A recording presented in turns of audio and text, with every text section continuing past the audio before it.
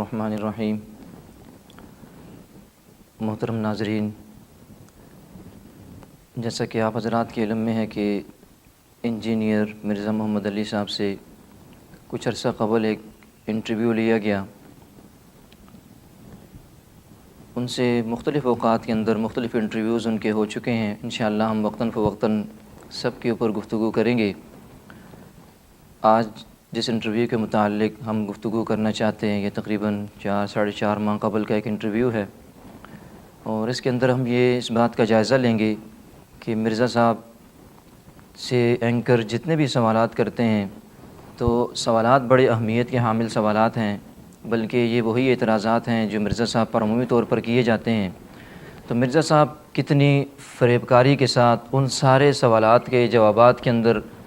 باتوں کو گھما پھرا کر اپنی سوچ اور فکر، اپنے نظریے کی طرف ان باتوں کو، ان سوالوں کے جوابات کو لے کر کے آتے ہیں۔ تو ہم ذرا اس کا مختصر جائزہ لیں گے، اور ہم یہ بھی دیکھیں گے کہ مرزا صاحب کی باتیں کتنی قرآن و سنت کے وہ معیار پر پورا اترتی ہیں، اور مرزا صاحب قرآن و سنت کا کتنا لحاظ رکھتے ہیں اپنی گفتگو کے اندر، اپنے جوابات کے اندر۔ تو مرزا صاحب سے سوال یہ ہمیشہ ہر ملحد سے، ہر یہ دین کے اندر رخنہ اندازی پھیلانے کرنے والوں سے جب یہی سوال تو ضرور کیا جاتا ہے کہ آپ نے دین کا علم سیکھا کہاں سے ہے، آپ کا استاذ کون ہے، آپ نے پڑھا کس سے ہے۔ تو مرزا صاحب سے بھی جب انہوں نے اپنے دین کے نام پر اپنا چورن بیچنا شروع کیا اور لوگوں کو صحابہ کرام کی محبت سے، رسول اللہ صلی اللہ علیہ وسلم کی محبت سے، اور اسی طرح امت کے اجماعی مسائل سے ایک الگ رخ کی طرف لے کر جانا شروع کیا، تو ان سے بھی لازمی طور پر یہ سوال بنتا تھا۔ علماء کرام نے، دینی طبقہ نے اور دین کا درد رکھنے والے لوگوں نے ان سے سوالات شروع کیے کہ یہ جو شخص ہمیں دین سمجھا رہا ہے، ہمیں دین کی باتیں بتا رہا ہے، تو اس کا اپنی حیثیت کیا ہے، اس نے کہاں سے پڑھا ہے، اس نے کہاں سے سیکھا ہے، اس کا استاذ کون ہے۔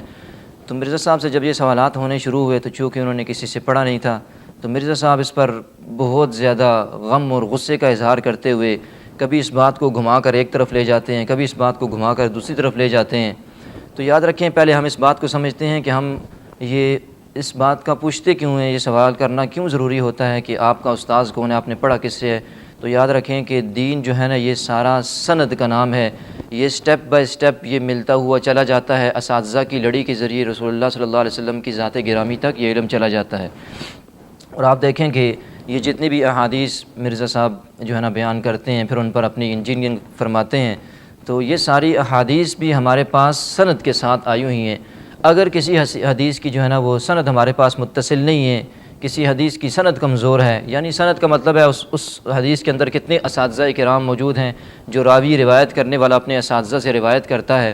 تو وہ استاذ جتنے بھی ہیں اگر وہ کمزور ہیں، ان پر جرح موجود ہے، تو ہم ایسی حدیث کو قبول نہیں کرتے۔ ایسی حدیث کو کوئی بھی شخص قبول نہیں کرتا، وہ قابل گرفت ہوتی ہے، وہ قابل احتجاج نہیں ہوتی۔ تو اگر حدیث کمزور ہو، حدیث کی سند نہ ہو، حدیث کے اندر کوئی استاد اور واسطہ موجود نہ ہو، تو ہم حدیث کو قبول نہیں کرتے۔ تو پھر مرزا صاحب کس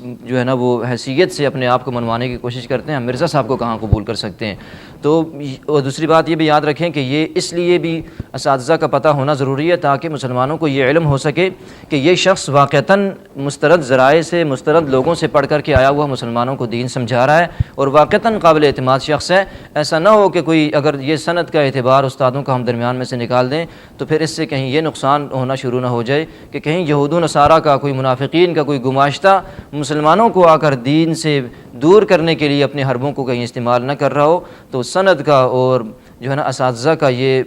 رول ہوتا ہے اس کے اندر، تاکہ دین کے اندر کوئی باہر سے کوئی شخص آ کر، کوئی بہروپیہ آ کر اس کے اندر اپنی باتیں گھڑ گھڑ کر لوگوں کو پریشان نہ کرے اور لوگوں کو دین سے دور نہ کرے۔ تو اس لیے ان چیزوں کا پوچھنا ضروری، ان چیزوں کا سوال کرنا ضروری ہوتا ہے۔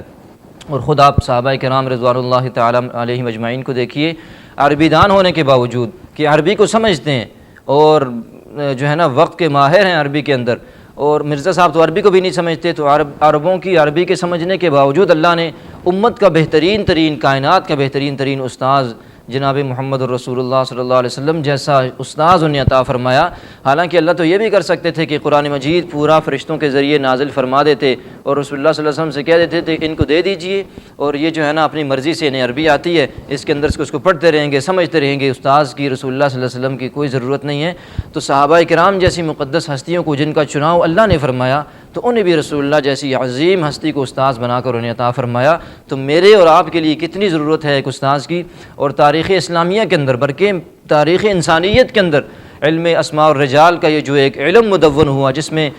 راویوں کے حالات پر بحث کی گئی تاکہ یہ پتہ چلے کہ کس راوی کے زندگی کے حالات کیسے تھے، اس نے کس استاذ سے پڑھا، اس نے کس استاذ کا زمانہ پایا، واقعتاً وہ جس استاذ کی طرف نسبت کر رہا ہے اس کے زمانے میں یہ موجود تھا بھی یا نہیں، ان علاقوں کی طرف یہ گیا بھی ہے یا نہیں، تاکہ اس کی استاذ کے ساتھ تعلق اور ملاقاتوں کا سلسلہ پتہ چلے تو ہی اس حدیث کو جو ہے نا ہم معیار اور معیاری تسلیم کرتے ہیں۔ تو مرزا صاحب جو ہے نا وہ کہیں کہ میں تو استاذ کا کچھ نہیں کہوں گا، استاذ کے بارے میں مجھے کچھ نہیں پتہ، مجھ سے کوئی استاذ کے بارے میں سوال نہ کرے، میں جو مرضی جہاں مرضی سے کہتا رہوں، جس سے مرضی لیتا رہوں، وہاں کو پیش کرتا رہوں۔ تو یاد رکھیں دین کے اندر ایسی روش کو قبول نہیں کیا جاتا۔ اساتذہ کا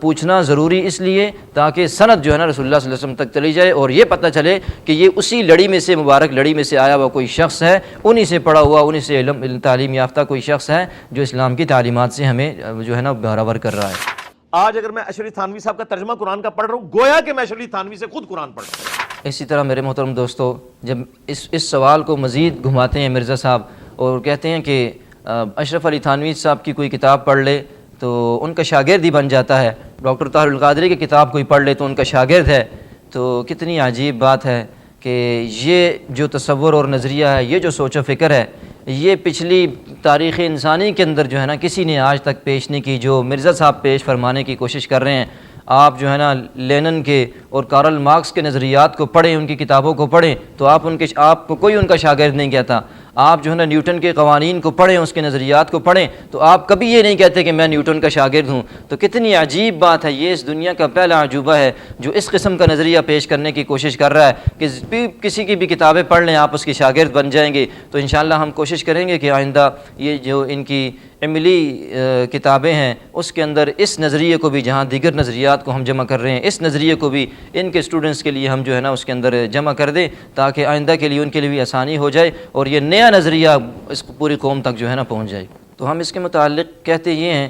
کہ ہم تو سند کے بغیر، استاذ اور راوی کے بغیر تو حدیث کو قبول نہیں کرتے، تو ہم مرزا صاحب کو کہاں قبول کر لیں؟ حدیث ایک معتبر ذریعے سے جب تک ہمارے پاس نہ پہنچے، معتبر اساتذہ کرام کے ذریعے ہم تک نہ پہنچے، ایسی حدیث کو محدثین اور جو ہے نا محققین قبول نہیں فرماتے، تو مرزا صاحب کی کیا حیثیت ہے حدیث کے سامنے؟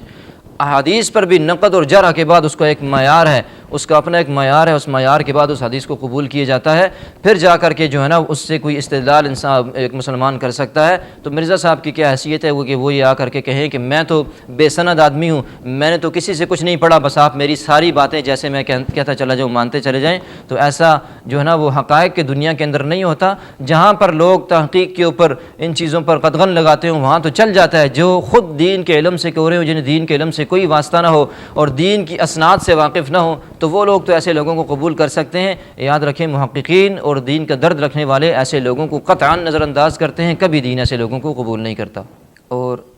ذرا یہ بھی ان کی گفتگو ملاحظہ فرمائیں کہ کیا کہنا چاہتے ہیں، بات کو گھما کر کس طرف لے کر کے چلے گئے اور کیسی ڈھٹائی کے ساتھ دعویٰ فرما رہے ہیں۔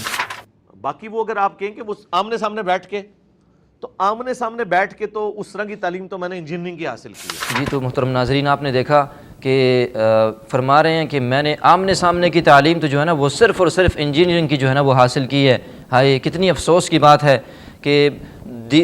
دین کی تعلیم تو آپ کے نزدیک اتنی جو ہے نا وہ کم حیثیت کی ہے کہ آپ کسی استاذ کے پاس جو ہے نا دو زانو ہو کر بیٹھنا پسند نہیں فرماتے، آپ کسی سے سیکھنا پسند نہیں فرماتے، اور دنیا کی تعلیم وہ انجینئرنگ کے جس کے ذریعے آپ کو پتہ ہے کہ دنیا کا سرمایہ اور پیسے مجھے ملیں گے، وہ آپ گھر پر بیٹھ کر کبھی نہیں سیکھتے۔ آپ وہ کہتے ہیں کہ میں نے آمنے سامنے بیٹھ کر تو بس وہ ایک ہی تعلیم سیکھی ہے۔ کیوں؟ اس کی وجہ یہ ہے کہ مرزا صاحب آپ کو پتہ تھا اگر میں گھر بیٹھ کر پلمبرنگ کے سارے کام سیکھوں گا، ویڈیوز دیکھ کر، کتابیں پڑھ کر اور کسی کام کو اس طرح بیٹھ کر سیکھوں گا، کوئی ادارہ، کوئی فرم، کوئی بھی جو ہے نا ادارہ جو ہے نا فیکٹری مجھے ملازمت اس بات پر نہیں دے گی۔ کیوں؟ ایک بار اگر کسی نے مجھے رکھ بھی لیا تو جو میں اس کام کا حشر اور نشر کروں گا استاذ کے بغیر سیکھنے کی وجہ سے، صرف کتابوں کو پڑھ کر، صرف ویڈیوز کو دیکھ کر، تو پھر اس کا جو حشر نشر میں کروں گا تو پھر میرا حال بڑا برے ہونے والا ہے۔ تو آپ انجینئرنگ کی تعلیم کو تو استاذ سے بیٹھ کر، آمنے سامنے بیٹھ کر حاصل کریں کہ آپ کو پتہ ہے اس بات کا کہ اگر میں کسی سے سیکھوں گا نہیں تو مجھے تجربہ نہیں ہوگا، میں اس کی حقیقت تک نہیں پہنچ سکوں گا اور میں اس کو صحیح طریقے سے سر انجام نہیں دے سکوں گا۔ صرف دین کے علم کو آپ نے اتنا کمتر سمجھ لیا، اتنا بے حیثیت سمجھ لیا، اور دین کے کام کو آپ نے اتنا جو ہے نا لیول سے اور اپنے حیثیت سے گرا کر پیش کر دیا کہ آپ جہاں سے مرضی اس کو سیکھیں، جس کی کتاب سے مرضی پڑھیں، بس امت کے سامنے اپنے اس ملغوبے کو پیش کرتے چلے جائیں، امت کے سامنے اپنی اس جتنا بھی آپ نے جو ہے نا اس کا شربہ تیار کیا اس کو پیش کرتے چلے جائیں، نہ اس کا یہ پتہ ہو کہ آپ نے سیکھا کہاں سے، نہ یہ پتہ ہو کہ آپ اس کو جو ہے نا پیش کیسے فرما رہے ہیں۔ تو مرزا صاحب ایسی روش آپ دنیا کے لیے تو اتنا قربانی کرتے ہیں اور اس کو سیکھنے کی کوشش کرتے ہیں، اور آخرت کے اعتبار سے، دین کے اعتبار سے آپ اپنی کمتری کا، اتنی کمزوری کا جو ہے نا وہ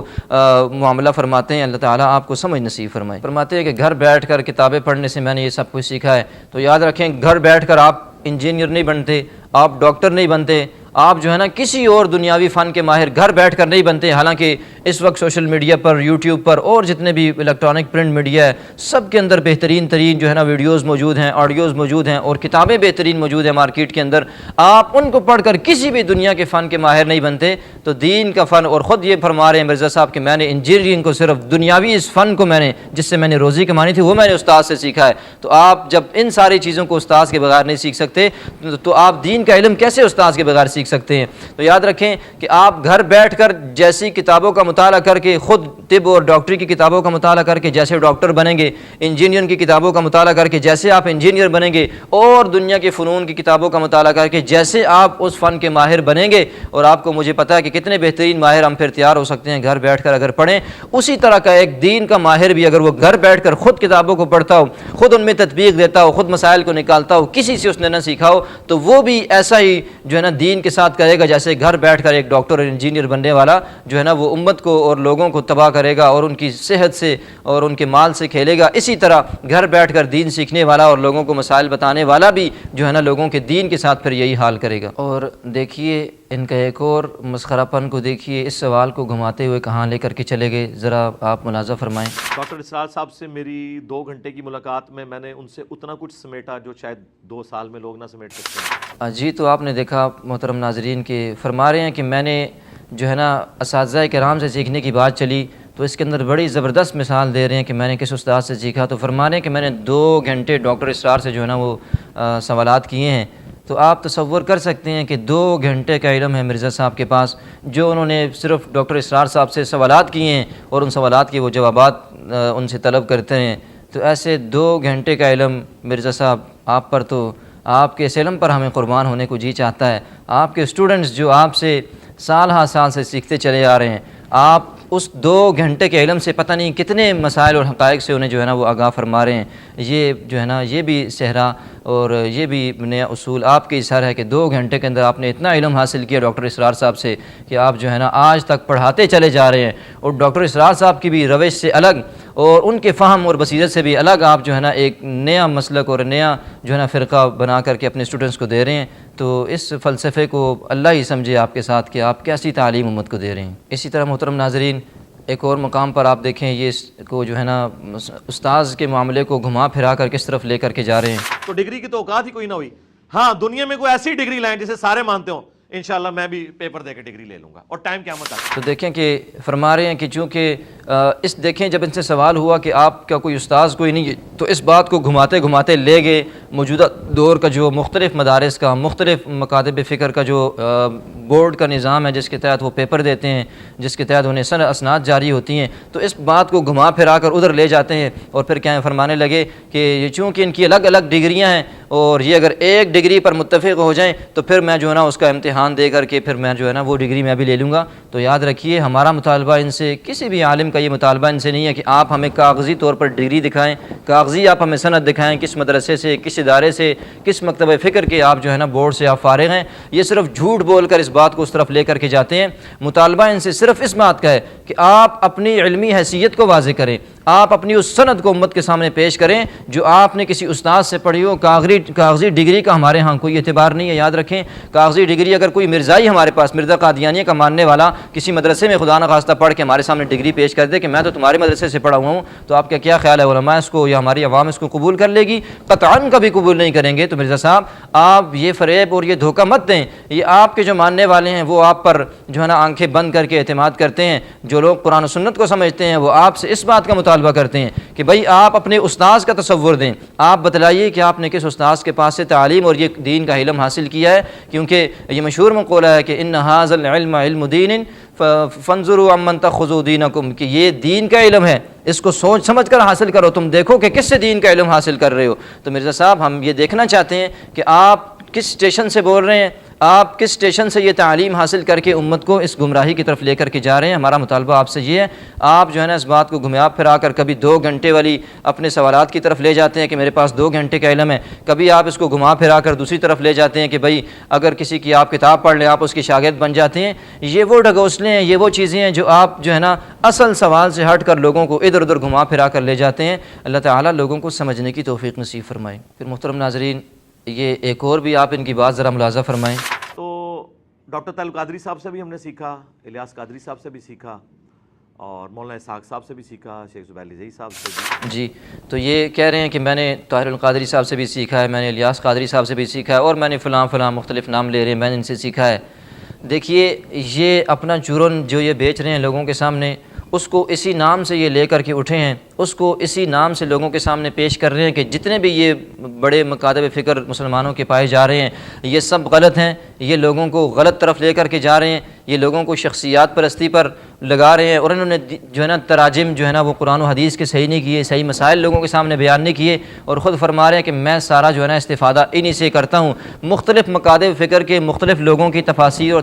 ترجمے آپ پڑھتے ہیں، ان کی جو ہے نا احکامات کو جو انہوں نے بیان کیے قرآن و سنت کی روشنی میں آپ پڑھتے ہیں، اور آپ کہتے ہیں کہ یہ سارے غلط لوگوں کو بتا رہے تھے، صرف میں اس روئے زمین پر واحد بندہ ہوں جو لوگوں کو صحیح بات بتا رہا ہوں۔ تو آپ جن کو غلط کہتے ہیں ان کی ساری باتیں، ان کے ترجمے، ان کی باتیں پڑھ کر آپ پھر امت کے سامنے اپنی انجینئرنگ کر کے اس کے اندر ایک نیا جو ہے نا وہ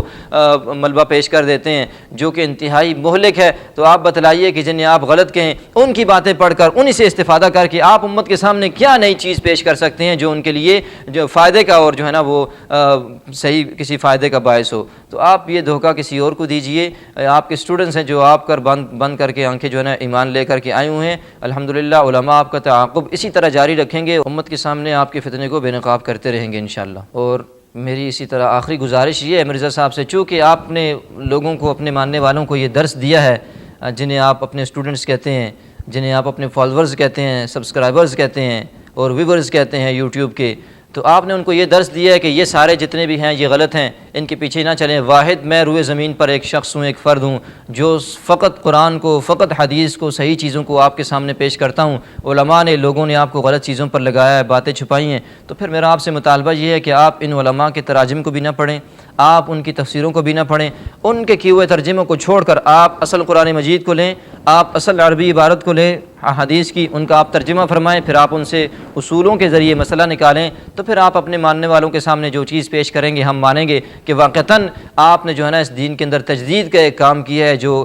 کرنا چاہیے تھا، اور جو ہر دور کے اندر مجدد کی ضرورت ہوتی ہے وہ آپ کر دیجئے۔ لیکن چونکہ نہ آپ کو عربی سے کوئی شغف ہے، نہ آپ کو عربی سے کوئی واسطہ ہے، آپ کو عربی کی الف بے کا نہیں پتہ، تو آپ کیسے یہ کام کر سکتے ہیں؟ آپ کا کام تو صرف ہے یہ کہ مختلف علماء کے ترجمے پڑھیں، ان کی لکھی ہوئی کتابوں کو پڑھیں، پھر اس میں اپنی طرف سے مختلف باتوں کو ادھر ادھر سے جوڑ کر امت کے سامنے مختلف چیزوں کو ایک نئی راہ کو پیش کر دیں۔ آپ کا کام تو صرف اتنا رہ گیا۔ اللہ آپ ہم سب کو سمجھ نصیب فرمائے۔ محترم ناظرین، آپ دیکھیں کہ فرقوں کی باتوں کو گھماتے گھماتے کیسے اپنے مقصد کی طرف اس کو لے کر کے آ گئے ہیں، پھر اس میں کیسا جھوٹا فریب اور دھوکہ دے رہے ہیں، دعویٰ کر رہے ہیں۔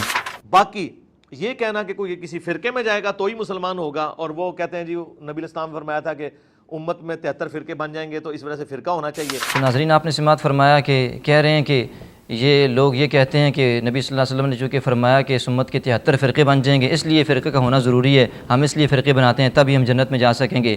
یہ مرزا صاحب کا وہ دھوکہ، وہ جھوٹ اور فریب ہے جو اپنے اندر سے خود مرضی سے یہ باتیں گھڑتے ہیں۔ میں مرزا صاحب سے، ان کے فالور سے یہ سوال کرنا چاہتا ہوں کہ اس 1400 سالہ تاریخ کے اندر کس فرقے نے، کس عالم نے کہیں ریکارڈ کروایا ہو، کسی جگہ پر اس نے اس حدیث کی یہ تشریح کی ہو جو مرزا صاحب لوگوں کو دھوکہ دے کر بتلا رہے ہیں، علماء کی طرف، لوگوں کی طرف منسوب کر رہے ہیں؟ میں مرزا صاحب کو اس بات کا چیلنج کرتا ہوں کہ وہ دکھائیں کہ کس فرقے نے، کس شخص نے، کس عالم نے یہ بات لکھی ہے، اس حدیث کی یہ تشریح کی ہے کہ چونکہ آپ صلی اللہ علیہ وسلم نے فرمایا کہ 73 فرقے ہوں گے، اس لیے ہم جو ہے نا ایک فرقہ نیا بنا رہے ہیں تاکہ ہم اس فرقے والے ہو جائیں جو جنت میں چلا جائے۔ اس حدیث کی یہ تشریح کس بندے نے کہاں پر لکھی ہے، یا اس کی کون سی ویڈیو ان کے پاس موجود ہے کسی جگہ پر؟ تو یاد رکھیں یہ مرزا صاحب کا دھوکہ ہے، فریب ہے، میں چیلنج کرتا ہوں ان کو، اور ٹائم ان کے پاس اس کا قیامت تک کے لیے۔ یہ مرزا صاحب اپنے جھوٹے مفروضوں کی بنیاد پر خود حدیث کی ایک اپنی طرف سے تشریح گھڑی ہے، اس کو علماء کی طرف، دوسروں کی طرف منسوب کر کے اپنے فالورز کو جو دین کے علم سے تو بالکل کورے ہیں، خالی ہیں ان کے برتن،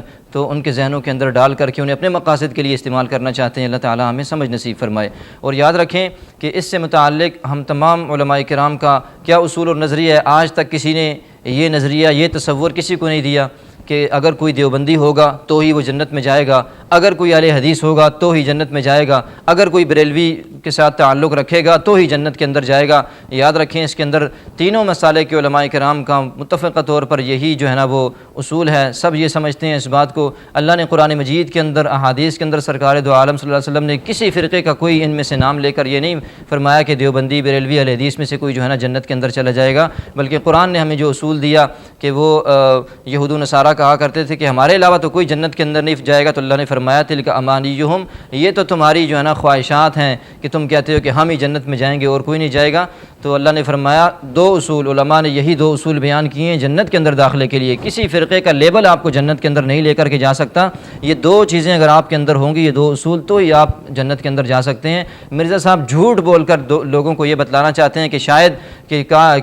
ہم لوگ جو ہے نا، یہ علماء لوگوں کو یہ بتلاتے ہیں کہ فلاں فرقے میں اگر چلے جاؤ گے تو ہی جنتی ہو، باقی نہیں ہو۔ حالانکہ قرآن نے یہ اصول دیا، بلا من اسلم وجہہ للہ، پہلے نمبر پر اپنے آپ کو اللہ کے سپرد کر دینا، ایمان لے آنا، وہو محسن، اور پھر ساتھ اچھے اعمال کرنا۔ عقیدہ انسان کا درست ہو، اس کے عمل اچھے ہوں، تو یہی جنت میں داخلے کا معیار ہے ہمارے نزدیک بھی۔ کسی فرقے کا کوئی لیبل بھی جو ہے نا کسی کو جنت میں نہیں لے جا سکتا کہ کوئی شخص قیامت والے دن یہ کہے میرا تعلق تو فلاں فرقے والوں سے تھا، میرے اوپر تو فلاں فرقے کا جو ہے نا لیبل لگا ہوا ہے، اس لیے مجھے جنت چاہیے۔ تو اللہ نے جو اصول رکھا، ایمان اور صحیح عمل، ایمان اور صحیح عمل، یہی جنت میں داخلے کا معیار ہے۔ اب یہ چاہے صحیح عقیدہ جس کا ہو اور صحیح عمل جس کا ہو، وہ دیوبندی ہو، وہ بریلوی ہو، وہ اہل حدیث ہو، وہ کسی بھی مکتب فکر سے تعلق رکھتا ہو، جس کا ایمان مضبوط ہے، عقیدہ ٹھیک ہے اور اس کے اعمال درست ہیں، صحیح رسول اللہ صلی اللہ علیہ وسلم کی تعلیمات کے مطابق ہیں، وہی جنت میں داخلے کا معیار ہے۔ ہمارا شروع سے ہی عقیدہ اور موقف یہی رہا ہے۔ مرزا صاحب اس بات کو دھوکے کے ساتھ اپنے فالورز کو، اپنے جو ہے نا دین کے علم کے کورے اسٹوڈنٹس کے دماغوں کے اندر ڈالنا چاہتے ہیں کہ شاید علماء نے یہ لوگوں کے دماغ میں ڈال دیا ہے کہ فلاں فرقے میں ہوگے تو ہی جنت میں جاؤ گے۔ اللہ ہمیں سمجھ نصیب فرمائے، ایسے دجل سے بچنے کی توفیق نصیب فرمائے۔ یہ اسی انٹرویو کے اندر آپ دیکھیے محترم سامعین، چونکہ علماء کے بوس کے یہ مارے ہوئے ہیں مرزا صاحب، اور ان کا تو کام ہی دو کام ہیں ان کے۔ نمبر ایک، صحابہ کرام کی عظمت اور محبت اور ان کے ساتھ والہانہ عقیدت جو امت کی ہے اس کو کم تر اور کمزور کیا جائے، کیونکہ صحابہ کرام وہ صد سکندری ہیں جو اس امت کو جو ہے نا فتنوں سے بچا کر کے رکھتے ہیں۔ اگر صحابہ کرام مجروح ہو جائیں تو پھر جیسے مرضی آپ دین کے ساتھ کھلواڑ کرتے رہیں، آپ کو کوئی نہیں بچا سکتا، کیونکہ سارا دین کا نقل کرنے والے، دین کے ناقلین صحابہ کرام کی ذات ہیں۔ تو پہلا کام مرزا صاحب کا یہ ہے کہ صحابہ کرام کی عظمت کو، محبت کو لوگوں کے دلوں سے نکال دیں۔ اور دوسرا کام، جو آج تک جتنے ملحدین آئے ہیں، جتنے کفر کے، منافقین کے گماشتے لوگوں کو اسلام سے، دین سے دور کرنے کے لیے آئے ہیں، ان کا بھی یہی وتیرہ رہا ہے۔ یہ کہ مرزا صاحب نے پہلا یہ کام نہیں کیا کہ علماء سے لوگوں کے تعلق کو کسی بھی طریقے سے کم کیے جائے، لوگوں کے دلوں کے اندر لوگوں کی جو عقیدت ہے علماء سے، مذہبی پیشواؤں سے، دینی شخصیات تھے، اس کو کم کر دیا جائے، تاکہ لوگ علماء پر، مذہبی پیشواؤں پر اعتماد کرنا چھوڑ دیں اور ہم جیسے لوگوں پر جن کا دین کے ساتھ دور کا بھی واسطہ نہ ہو ان پر اعتماد شروع کر دیں، پھر ہم اپنی مرضی سے جس طرف مرضی ان کو لے کر کے جائیں، کیونکہ علماء ہی جو ہے نا امت کو فتنوں سے کی طرف نشاندہی بھی کر سکتے ہیں، ان کا علاج بھی بتا سکتے ہیں قرآن و سنت کے مطابق۔ تو یہ دو کام، ایک صحابہ کرام کی عظمت کو، محبت اور عقیدت کو لوگوں کے دلوں سے کم کرنا،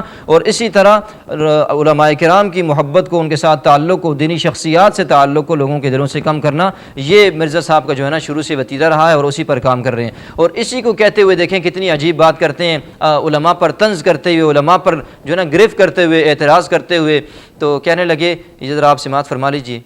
سرکار آپ مسلم کی حدیث بلند آواز سے کسی مزار کے آگے سنا کے بتائیں کہ میں تمہیں منع کرتا ہوں قبروں پہ عمارت بنانے سے، قبروں کو پکا کرنے سے، قبروں پہ مجاور بن کے بیٹھنے سے یا ڈائریکٹ بیٹھنے سے۔ یہ کوئی مجھے حدیث بیان کر کے بتائے، طارق جمیل کے سٹائل میں بیان کر دیں مزار پہ جا کے۔ جی، تو فرما رہے ہیں کہ یہ کیوں انہوں نے ایک معیار اب قائم کیا ہے کہ میں کیوں ان کو نہیں مانتا کہ لوگوں کے سامنے حق بیان نہیں کرتے؟ یاد رکھیں 1400 سالوں سے علماء کرام جو ہے نا امت کے سامنے حق کو بیان فرما رہے ہیں، اس کے لیے انہوں نے افلاس کی اور کم حیثیت کی زندگی گزارنے کو پسند کیا، فقر و فاقے کی زندگی کو گزارنا اور جو ہے نا کمپریسی کی زندگی کو گزارنا پسند کیا، بلکہ جیلوں کو ان لوگوں نے آباد کیا علماء کرام نے، اور ہر وقت کے جو ہے نا جابر جو حکمران تھا اس کے سامنے ڈٹ کر کلمہ حق کو علماء کرام نے بیان کیا، اپنی جانوں کی پرواہ کبھی نہ کی۔ اس دین کو صحیح سلامت اس دور تک پہنچانے کے لیے تمام علماء کرام جتنوں نے اس کے لیے اتنی قربانیاں دی، یہ تو ایک الگ باب ہے، اس سے تو امت جو ہے نا وہ امت کو معلوم ہے اس کے بارے میں۔ صرف مرزا صاحب اس ساری قربانی کو، اس سارے ان کے جو ہے نا ان کا جو رول ہے اس کے اندر، اس کو نظر انداز کر کے علماء سے لوگوں کو دور کرنے کے لیے اس نئے رخ کی طرف ہوا لوگوں کو دیتے ہیں۔ تو فرمانے لگے کہ آپ نے ابھی سنا کہ کہہ رہے تھے کہ ان میں سے کوئی ایک بھی جو ہے نا وہ مزار کے سامنے چلا جائے اور وہ حدیث بیان کر دے تو جو ہے نا پھر میں اسے مان لوں گا، کوئی بھی ان میں سے نہیں کرتا۔ تو عجیب بات یہ کر رہے ہیں ساتھ کہ طارق جمیل کے انداز میں بیان کرے، یعنی میٹھے میٹھے انداز میں لوگوں کے سامنے جا کر یہ حدیث مزار کے سامنے کھڑے ہو کر بیان کر دی جائے، اور اس بات کو بنیاد بنا کر مرزا صاحب جو ہے نا وہ گرفت فرما رہے ہیں۔ تو میں یہیں پر مرزا صاحب سے یہی سوال کروں گا کہ آپ فرما رہے ہیں کہ چونکہ علماء نے یہ کام نہیں کیا تو میں ان کی گرفت کر رہا ہوں، میں ان کے خلاف بولتا ہوں، تو میں آپ سے یہ سوال کروں گا، آپ بھی تو بند کمرے کے اندر بیٹھ کر کے لوگوں پر پتھر پھینک رہے ہیں، آپ بند کمرے کے اندر ویڈیو بنانے سے زیادہ آپ نے آج تک کوئی کام نہیں کیا۔ آپ نے تو دین کے اندر جتنی کمزوریاں کی ہیں، آپ نے جتنا لوگوں کو گمراہی کی طرف لے کر کے گئے وہ سارا آپ ایک بند کمرے کے اندر بیٹھ کر کے ویڈیوز بنا کر کے آپ نے اس بات کو جب جو ہے نا اس کو لوگوں کے سامنے پیش کیا کہ علماء نے یہ کام نہیں کیا، تو میں آپ سے سوال کرتا ہوں کہ آپ کب کسی دربار پر تشریف لے گئے مزار کے سامنے اور آپ نے وہاں کھڑے ہو کر طارق جمیل صاحب کے انداز میں یہ بات لوگوں کو بیان کر دی کہ بھائی یہ بلڈنگیں اور عمارتیں بنانا، گنبد بنانا اوپر ٹھیک نہیں ہے، اور اسی طرح یہاں مجاور بن کر بیٹھنا ٹھیک نہیں ہے؟ تو میں آپ سے یہ سوال کرتا ہوں کہ کب آپ نے اس جو ہے نا اپنے فرض کو سر انجام دیا ہے؟ کیونکہ آپ کے نزدیک آپ سے بہتر دین کی تعلیم، لوگوں کو صحیح رخ کی تعلیم اس وقت کوئی نہیں دے رہا اس روئے زمین پر۔ تو میرا آپ سے بھی یہی سوال ہے کہ کب آپ جو ہے نا اپنے اس بند کمرے سے باہر نکلے ہیں، اپنے کیمروں سے اٹھ کر کے کب آپ جو ہے نا کسی مزار پر تشریف لے گئے ہیں اور آپ نے اس حدیث پر عمل کیا ہے؟ اور پھر وہی جملے جو آپ اس بات کو بنیاد بنا کر علماء کرام پر جو ہے نا چسپاں کر رہے ہیں، میں وہ آپ کے لیے چلاتا ہوں، اس کے سب سے زیادہ حقدار میرے نزدیک آپ خود ہیں۔ تو جس سواری پہ آپ چڑھے ہی نہیں ہیں، آپ مجھے کیسے سمجھا سکتے ہیں؟ آپ تو اس فیلڈ کے شاہ سوار ہی نہیں ہیں، تو آپ مجھے کیسے بتا سکتے ہیں؟ سامعین، یہ اس سواری پر جب خود نہیں چڑھے تو یہ کیسے علماء کو اس کی طرف جو ہے نا وہ دعوت دے رہے ہیں، علماء کی جو ہے نا نکیر کر رہے ہیں اس کو بنیاد بنا کر؟ جب یہ اس جو ہے نا میدان کے شاہ سوار ہی نہیں ہے تو کیسے جو ہے نا لوگوں کو اس کی طرف لا رہے ہیں اور علماء کو اس پر طعن کر رہے ہیں؟ تو پہلے اپنے گریبان میں جھانکنا چاہیے، پھر کسی بات کو بنیاد بنا کر علماء کرام پر طعن و تشنیع کرنی چاہیے۔ اور مرزا صاحب کی ایک اور جسارت ذرا آپ ملاحظہ فرمائیے۔ لیکن مجھے یہ بتائیں، وہ ایون نیگیٹو بھی کو اٹھا لے، اس میں شرعی گرفت میرے اوپر کوئی نہیں کر سکتا کہ جو میں نے غلطی بتائی ہے کیا یہ میں غلط کہہ رہا ہوں؟ ایسے ہی جی، تو فرما رہے ہیں کہ میری شرعی گرفت کوئی نہیں کر سکتا۔ آپ دیکھیے کیسا سخت اور کیسا بھاری جملہ ہے۔ اور ایک اور جگہ پر یہ مرزا صاحب ذرا کیا فرما رہے ہیں، ذرا وہ بھی سماعت فرما لیں آپ۔ سارے ائمہ نے یہی بات کی، امام حنیفہ ہوں، امام شافعی ہوں، امام مالک ہوں، امام احمد بن حنبل ہوں، امام جعفر ہوں، بڑے بڑے ائمہ جتنے، انہوں نے یہی بات کی، ہماری کوئی بات کتاب و سنت اور اجماع کے خلاف ہو اس کو دیوار پہ مار۔ امت کے اکابر، ہمارے اسلاف اور چاروں ائمہ کرام سے متعلق تو خود فرما رہے ہیں کہ وہ یہ کہا کرتے تھے کہ ہماری کوئی بات قرآن و سنت کے خلاف ہو تو دیوار پر دے مارو، اور یہ ان کا جو ہے نا احساس تھا اپنی آخرت کا، یہ ان کی کسر نفسی تھی، یہ ان کا اپنی آخرت کے لیے ڈر تھا، اور صحیح رخ پر صحیح ٹریک پر چلنے کے لیے اپنے آپ کو بھی، خود کو بھی دعوت فکر تھی کہ کہیں ہم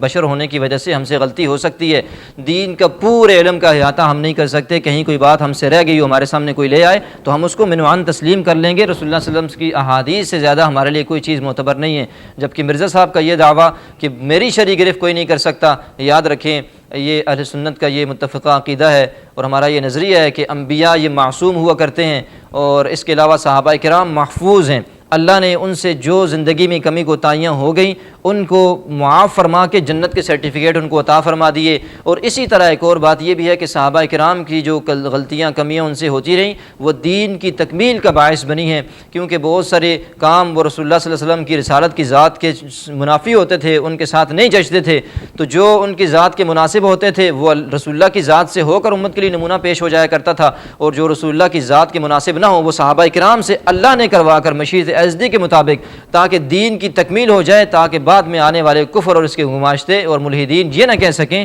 کہ ہمارے پاس تو دین کی تکمیل کی صورت ہی موجود نہیں ہے، کہ اس کا نمونہ ہمارے پاس کامل نہیں ہے۔ تو صحابہ کرام سے متعلق تو ہمارا محفوظ ہونے کا معاملہ ہے۔ باقی امت کے اندر اہل اللہ، اولیاء، جتنے بھی قطب ابدال ہوں، کوئی بھی آج تک کسی نے یہ دعویٰ نہیں کیا کہ میں بالکل پرفیکٹ ہوں، میرے اندر کوئی کمزوری نہیں ہو سکتی، سوائے یہ اس امت کے اندر پہلا واحد شخص آیا جس نے کہا کہ میری شرعی گرفت کوئی نہیں کر سکتا، میں ٹھیک ہوں۔ اس قسم کے متکبرانہ جملے یہ صرف مرزا صاحب کو ہی زیب دیتے ہیں، یہ اور کسی کو زیب نہیں دیتے۔ اللہ مرزا صاحب کو سمجھ نصیب فرمائے۔ اور ساتھ ساتھ یہ بھی آپ یاد رکھیں کہ فرماتے ہیں کہ علماء میرے بارے میں تو آج تک صرف یہی کہتے ہیں کہ فارغ ہو گیا ہے اور گستاخ ہو گیا ہے، انہوں نے آج تک میری شرعی گرفت کر ہی کوئی نہیں سکتا اور انہیں کی بھی کوئی نہیں ہے۔ حالانکہ آپ سوشل میڈیا کا دور ہے، اس کو دیکھ سکتے ہیں علماء نے ان کی کتنی شرعی معاملات پر ان کی گرفت فرمائی ہے، کتنی باتوں کو ان کی لوگوں کے سامنے جو ان کا جھوٹ ہے، دجل ہے، قرآن و سنت کے اندر رخنہ اندازی ہے اور قرآن و سنت کی تعلیمات کو غلط سرد لوگوں کے سامنے پیش کرنے کی۔ میں صرف ایک نمونہ آپ کے سامنے پیش کرتا ہوں، باقی انشاءاللہ وقتاً فوقتاً آپ کے سامنے ان کے دجل آپ کے سامنے لاتا رہوں گا، تاکہ ان کے فالورز جو کمنٹس کے اندر جو ہے نا صرف یہ کہتے رہتے ہیں، چونکہ ان پر اندھا اعتماد کرتے ہیں اور ان کا تحقیق سے کوئی کام نہیں ہے، ان کا صرف اس بات سے کام ہے کہ مرزا صاحب کی بات ہے بس، ہم نے اور کسی کی بات کو نہیں ماننا۔ ان کے لیے سب سے بڑی بات یہ ہے کہ مرزا صاحب اس دنیا کے اس دور کے سب سے بڑے بابے ہیں، اور کسی بابے کو ہم نے تسلیم نہیں کرنا، لیکن مرزا صاحب پر آنکھیں ان کی آ کر کے بند ہو جاتی ہیں۔ مرزا صاحب کا چونکہ دعویٰ یہ ہے کہ میری کوئی شرعی گرفت نہیں کر سکتا، حالانکہ امت کے صلحاء ہمارے اسلاف کا طریقہ کار تو یہ ہوا کرتا تھا کہ ہمیشہ وہ کہتے تھے ہم انسان ہیں، ہم سے غلطی اور خطا کا شائبہ ہم سے موجود ہے۔ تو اب دیکھیے مرزا صاحب کا یہ دعویٰ حقیقت پر علماء نے بہت ان پر گرفت فرمائی ہے، الحمدللہ علماء اس پر بہترین ترین کام کر رہے ہیں، لیکن مرزا صاحب کی آنکھیں چونکہ بند ہیں، وہ اس معاملے کو دیکھتے نہیں ہیں، انہوں نے تو اپنا راگ الاپنا ہے، انہوں نے تو اپنا شور کرنا ہے، اپنی بات کرنا ہے، دوسرے کی بات کو انہوں نے سننا ہی نہیں ہے۔ میں صرف ایک چھوٹا سا نمونہ آپ کے سامنے پیش کرتا ہوں کہ مرزا صاحب کا یہ کلپ آپ پہلے سن لیجئے کہ یہ کیا کہہ رہے ہیں۔ ورنہ تو نبی صلی اللہ علیہ وسلم کی جو اجتہادی غلطیاں ہیں، گناہ نہیں، اجتہادی غلطیاں جس پہ اللہ نے گرفت کی ہے، منافقین کا جنازہ پڑھنا، وہ اللہ کی وحی سے پڑھا تھا، بعد میں منع کر دیا۔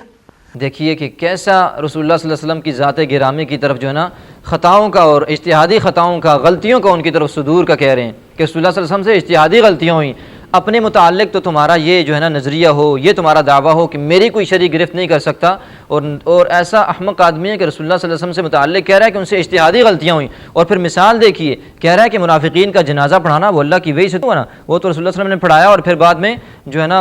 اللہ نے اس پر جو ہے نا منع فرما دیا۔ تو یاد رکھیں یہ بات اس کی جھوٹ ہے۔ رسول اللہ صلی اللہ علیہ وسلم نے جو ہے نا جنازہ پڑھایا عبداللہ بن ابی کا، اس جنازے پڑھانے کے بعد جو ہے نا یہ قرآن کی آیات وَلَا تُصَلِّ عَلَىٰ أَحَدٍ مِّنْهُمْ مَاتَ أَبَدًا وَلَا تَقُمْ عَلَىٰ قَبْرِهِ، یہ بعد میں نازل ہوئیں، اس سے پہلے یہ آیات ہی نازل ہوئیں۔ منع کرنا منافقین کے جو ہے نا ان کا جنازہ پڑھنا، ان کی قبروں پر کھڑے ہونے سے، یہ تو اس جنازہ پڑھنے کے بعد اللہ نے جو ہے نا یہ آیات قرآن کی نازل فرمائی، تو پھر غلطی کہاں سے ہوئی؟ جب منع ہی بعد میں کیا تو غلطی کہاں سے ہوئی؟ اور اس کی بہترین تشریح یہ جو بخاری شریف کی روایت ہے، حضرت عمر رضی اللہ تعالیٰ عنہ سے فرمایا کہ جب عبداللہ بن ابی کا جنازہ لایا گیا، رسول اللہ صلی اللہ علیہ وسلم جنازہ پڑھانے کے لیے آگے بڑھے، تو میں اس کی غلطیاں، اس کی وہ باتیں جو نامناسب تھی، جو اس کی غلط باتیں تھی، جو اس کی منافقوں والی عادات تھی اور کفر تھا، اس کو میں آپ صلی اللہ علیہ وسلم کے سامنے بیان کرنے لگا کہ وہ یہ کام کیا کرتا تھا، یہ کیا کرتا تھا، یہ کیا کرتا تھا۔ تو سرکار دو عالم صلی اللہ علیہ وسلم نے فرمایا چھوڑ دو۔ تو پھر تھوڑی دیر بعد تبسم فرمانے کے بعد جو ہے نا فرمایا کہ مجھے چھوڑ دو، اس جگہ سے ہٹ جاؤ، اپنی جگہ چلے جاؤ۔ خیرت،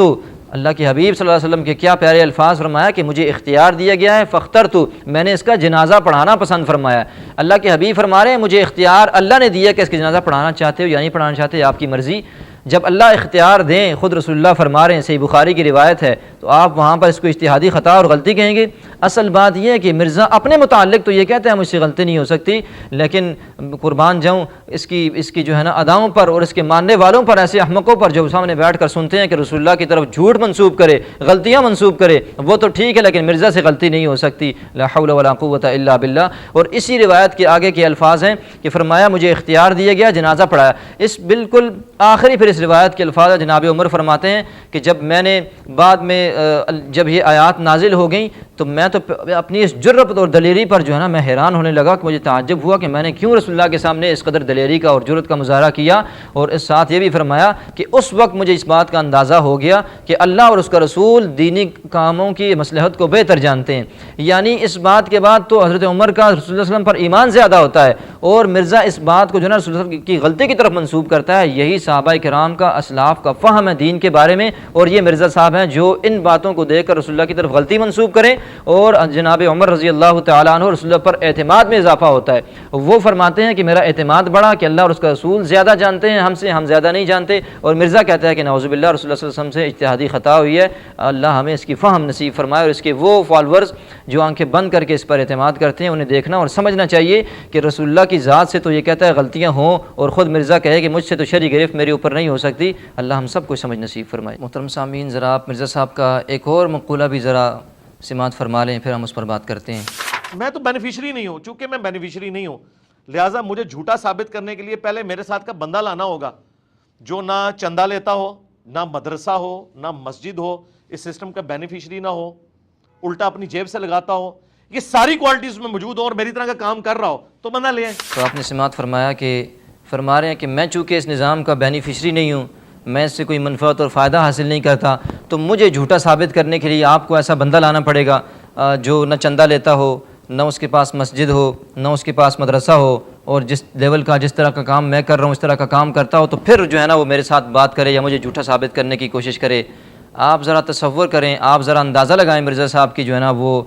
دلیری کا، اور مرزا صاحب نے علماء کرام کے بغض کے اندر، علماء کرام کی مخالفت کے اندر کتنی بڑی دین کی چیزوں کو جو ہے نا اس کو اتنی انتہائی کمزوری کے ساتھ پیش کرنے کی، خیانت کے ساتھ پیش کرنے کی کوشش فرما رہے ہیں کہ چندہ یہ تو رسول اللہ صلی اللہ علیہ وسلم نے خود فرمایا، اور مسجد رسول اللہ صلی اللہ علیہ وسلم خود اپنی مسجد کے امام اور خطیب ہوا کرتے تھے، اور مدرسے کی بات کرتے ہیں تو مدرسہ رسول اللہ صلی اللہ علیہ وسلم نے اصحاب صفہ کس چیز کا نام تھا، تو یہ ساری منصوبات تو رسول اللہ صلی اللہ علیہ وسلم کی چیزیں ہیں۔ تو اگر آپ کے پاس مرزا صاحب مدرسہ نہیں ہے، مسجد نہیں ہے، تو یاد رکھیں یہ تو اللہ نے آپ کا انتخاب نہیں فرمایا، کیونکہ انبیاء کی وراثت کے اندر نبی صلی اللہ علیہ وسلم کی وراثت میں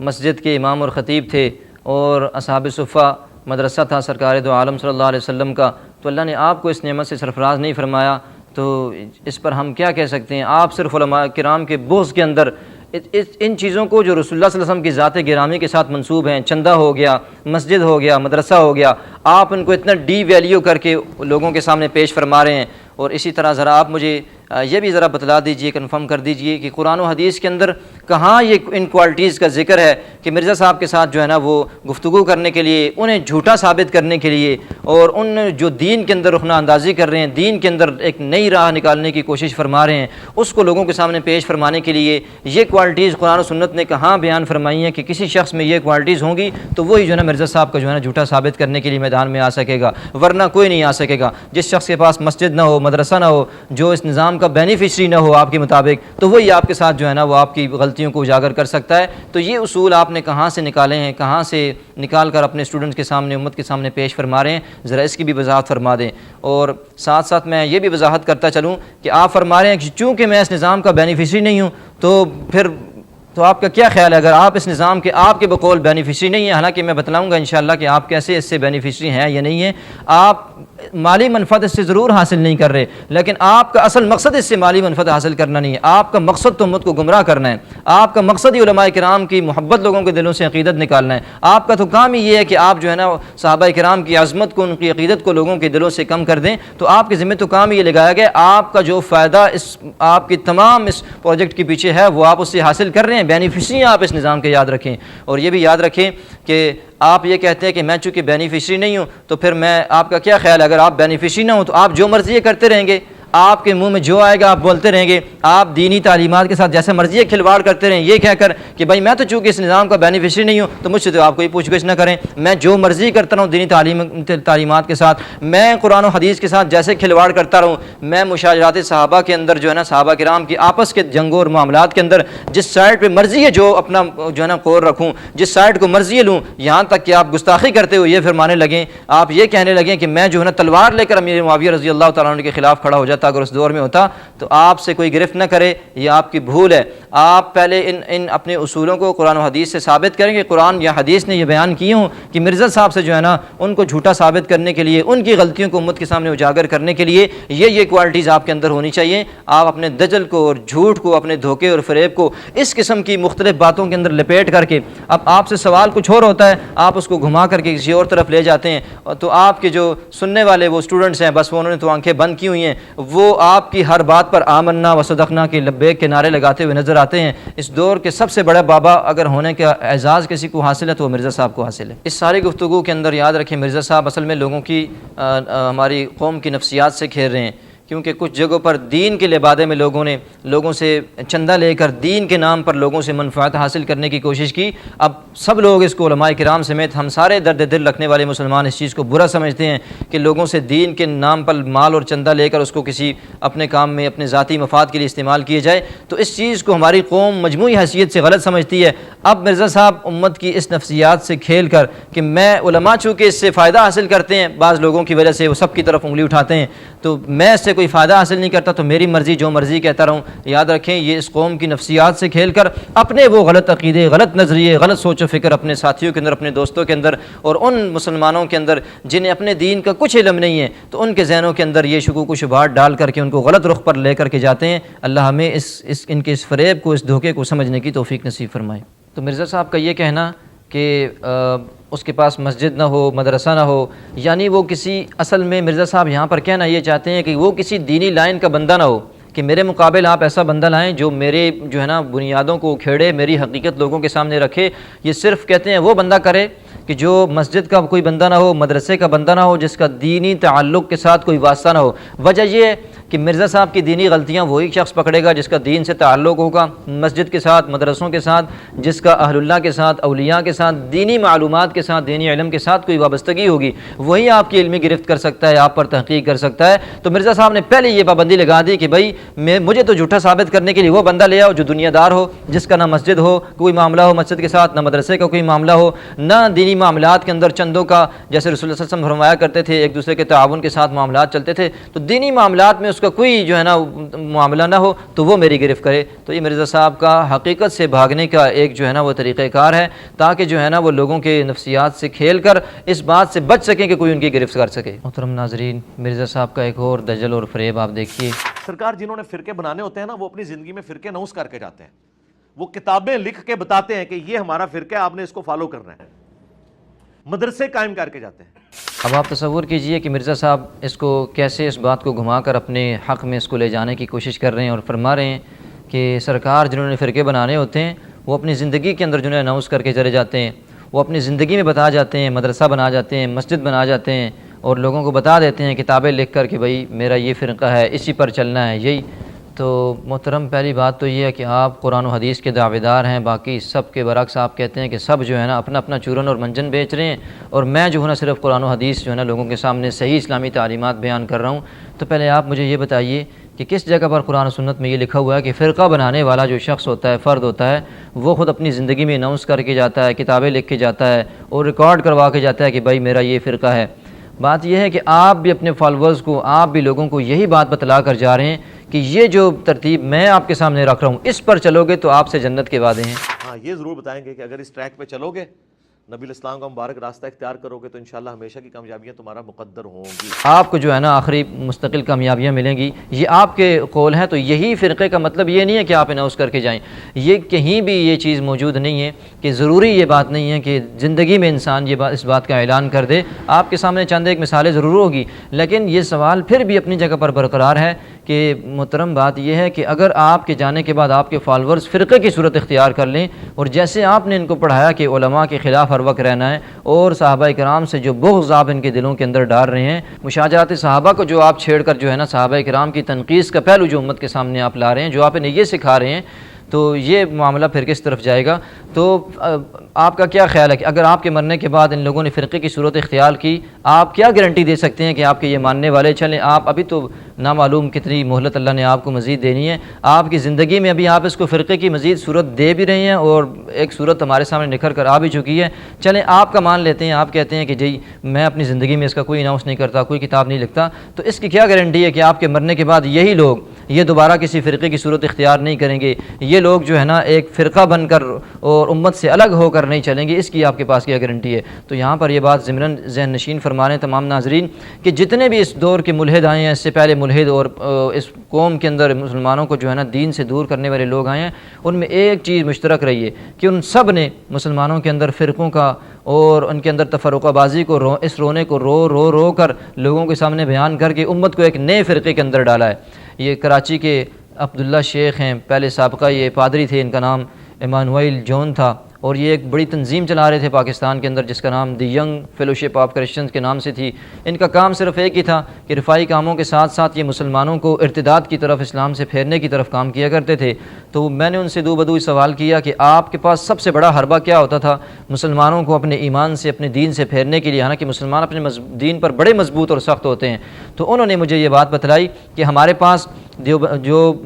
مسلمانوں کے 3 بڑے بڑے فرقے ہیں، ان تینوں کے آپس میں ایک دوسرے کے خلاف جو فتاوی جات تھے وہ ہم لا کر کے جو ہے نا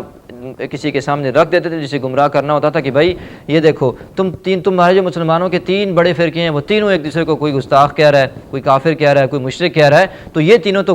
گستاخ آپس میں ایک دوسرے کے کہنے کے مطابق گستاخ، کافر اور مشرک ٹھہر گئے۔ تو اب تم بتاؤ اسلام تو اس کے علاوہ ہے نہیں ہے، تم کہتے ہو اسلام یہ ہے، تو یہ تینوں تو ایک دوسرے کے نزدیک یہ ہیں۔ تو ہم پہلا شک کا بیج یہ بو کر بندے کو جو ہے نا اپنے گرفت میں لایا کرتے تھے۔ اب دیکھیے یہی کام یہود و نصارہ کرتے آئے ہیں، یہی کام مرزا صاحب اور ان کے جو ہے نا ان کے جو پیشوا پہلے تھے وہ بھی یہی کرتے آئے ہیں کہ امت کو اس بات میں یہ بتلا دو، ان کے ذہن میں یہ بات ڈالو کہ یہ فرقہ ہے، وہ فرقہ ہے، وہ فرقہ ہے، یہ سارے فرقے ایک دوسرے کو غلط کہتے ہیں، یہ ہیں ہی غلط، میں جو بات کر رہا ہوں یہ درست ہے۔ تو مرزا صاحب نے بھی اپنے پیشواؤں کی بات کو مان کر انہی کے طریقے واردات کو استعمال کر کے جو ہے نا اس امت کو گمراہ کرنے کی ناپاک جسارت اور کوشش کی ہے۔ اللہ تعالیٰ امت کو اس فتنے سے محفوظ فرمائے۔ تو مرزا صاحب کا یہ سوال جو ان سے کیا گیا اپنی جگہ پر پھر بھی برقرار ہے کہ آپ کے پاس اس بات کا کیا ثبوت ہے، کیا گارنٹی ہے کہ آپ کے مرنے کے بعد یا آپ کی زندگی میں جن لوگوں کو آپ نے علماء سے کاٹ کر، دین والوں سے، دینی شخصیات سے کاٹ کر اپنے ساتھ لگا لیا، یہ فرقہ نہیں بنیں گے؟ فرقے کے لیے کوئی ضروری نہیں ہے کہ آپ اس کے لیے اس کو رجسٹر کروائیں، اس کو لکھنے کی ضرورت ہو، وہ فرقہ یوں ہی بنتا ہے جیسے آپ نے بنا دیا ہے۔ اللہ ہمیں اس فرقے سے محفوظ فرمائے۔ اسی طرح آپ یہ بھی سن لیجئے، پلس میں نے آج تک نہ قرآن بخاری مسلم کا ترجمہ نہیں دیا۔ فرما رہے ہیں کہ میں نے آج تک جو ہے نا بخاری مسلم کا ترجمہ نہیں کیا۔ تو محترم آپ کو ترجمہ آتا ہی نہیں ہے، آپ کیسے ترجمہ کر کے امت کے حوالے کر سکتے ہیں؟ آپ کہتے ہیں کہ میں نے قرآن مجید کا ترجمہ اپنے فالورز کو لکھ کر نہیں دیا، تو آپ کو آتا ہی نہیں ہے، آپ کیسے لکھ کر کے ان کے حوالے کر دیں؟ آپ کا تو کام ہی یہ ہے کہ دوسروں کے ترجمے پڑھنا، دوسروں کی احادیث کے ترجمے پڑھنا، ان کے مسائل کو پڑھنا، پھر ان میں سے ایک نیا معجون تیار کر کے امت کے سامنے پیش کر دینا، ایک نئی الگ تھلگ راہ لوگوں کے سامنے پیش کر دینا۔ تو آپ کو جو کام آتا ہی نہیں ہے تو آپ اس کو اپنے لیے فضیلت کے طور پر کیسے بیان کر سکتے ہیں کہ آپ کو ایک کام آتا ہی نہیں ہے؟ فرقوں سے متعلق جب سوال ہوا تو اس کے متعلق فرما رہے ہیں کہ میرے اندر وہ صفات ہی نہیں پائی جاتی ہیں ہمارے اندر جو دیگر فرقوں کے اندر پائی جاتی ہیں۔ تو یہ اپنے منہ میں میاں مٹھو بننا، یہ ویسے بھی مرزا صاحب کی عادت ہے، میں اس کی 1-2 مثالیں دے دوں گا۔ مرزا صاحب کی عادت ہے کہ اپنی ہر چیز کو انتہائی اعلیٰ اور معیاری تصور کرتے ہیں، اپنی تحقیق کو سب سے حرف اخیر تصور کرتے ہیں، اسی لیے فرماتے ہیں کہ شرعی گرفت مجھ پر کوئی نہیں کر سکتا۔ تو جب کہ جو ہے نا جتنے بھی فرقوں کے اندر جو باتیں جنہیں یہ بنیاد بنا کر ان پر طنز کرتے رہتے ہیں، طعن و تشنیع کرتے رہتے ہیں، وہ ساری ان کے اندر خود موجود ہیں کہ ان کے فالورز کو آپ دیکھیے یہ فرقوں پر کیا قدم لگاتے ہیں کہ وہ اپنی شخصیات کو اس قدر مانتے ہیں کہ ہم صحیح بات بتاتے ہیں کہ قرآن و سنت میں یہ لکھا ہے، وہ کہتے ہیں نہیں بزرگوں نے یہ بات لکھی ہے، ان کے بڑوں نے یہ بات لکھی ہے۔ تو خود مرزا صاحب کا بھی یہی حال ہے، ان کے فالورز جتنے بھی ہیں، ان کو ماننے والے، ان کے جو اسٹوڈنٹس ہیں، وہ بھی آنکھیں بند کر کے بالکل مرزا صاحب کی بات آ جائے وہاں نہ قرآن کو دیکھتے ہیں، نہ حدیث کو دیکھتے ہیں، اور نہ وہ جو ہے نا اجماع کو دیکھتے ہیں، نہ وہ امت کے راستوں کو دیکھتے ہیں، کسی بھی چیز کو نہیں دیتے، بس آنکھیں بند کر کے کہہ دیتے ہیں یہی مرزا صاحب کو انہوں نے اپنے لیے جو ہے نا وہ معیار تصور کیا ہوا ہے، ان کے اوپر ہر قسم کا جن بابوں کے خلاف انہوں نے مہم چلائی تھی، یہ مرزا صاحب آج خود وہی بابا بن کر اپنے اسٹوڈنٹ کے سامنے پیش ہو چکے ہیں، اور ان کے اسٹوڈنٹ انہیں بت تصور کرتے ہیں، ایک بابا تصور کرتے ہیں۔ اور اسی طرح یہ بات کہ یہ کہتے ہیں کہ یہ اپنے منہ میاں مٹھو کیسے بنتے ہیں۔ اسی طرح ایک اور جگہ پر کہہ رہے ہیں جی اگر اس دور میں امام مہدی تشریف لے آئیں تو سب سے سوٹیبل بندہ میں ہوں جس کو امام جو ہے نا مہدی جس سے ملاقات کریں۔ لا حول ولا قوۃ الا باللہ۔ قرآن نے اس بات کو بڑے پیارے انداز میں بیان کیا ہے، وَزَيَّنَ لَهُمُ الشَّيْطَانُ أَعْمَالَهُمْ کہ شیطان نے ان جیسے لوگوں کے لیے یہ اعمال ان کے لیے مزین کر دیے جو اپنے آپ کو اس قدر برحق سمجھتے ہیں، دوسروں کے بارے میں یہی شعور ہے کہ وہ اپنے آپ کو برحق سمجھتے ہیں، دوسروں کو غلط، ان کا اپنے متعلق بھی یہی خیال ہے، وہی فرقوں والی باتیں جو دوسروں کے متعلق کہتے ہیں، خود کہتے ہیں کہ میں سب سے بہترین ہوں اور مجھ سے امام مہدی مل سکتے ہیں، میں بڑا پرفیکٹ بندہ ہوں، میں صحیح بات بتا رہا ہوں، ساری دنیا کے لوگوں کو، مسلمانوں کو میری بات ماننی چاہیے۔ علماء نے، دیگر فرقوں نے لوگوں کو تقسیم کیا ہے، آپ بتلائیے کہ فرقوں کے اندر اور کون سی چیزیں تھیں جو اب آپ کے اندر نہیں پائی جا رہی، تو ہم پھر موازنہ کریں کہ فرقوں میں وہ نہیں ہے اور آپ میں ہیں، یا آپ میں نہیں ہے ان میں ہے، تو اللہ ہمیں یہ بات آپ سمجھا دیجئے، پھر ہم اس کا فیصلہ کر دیں گے انشاءاللہ۔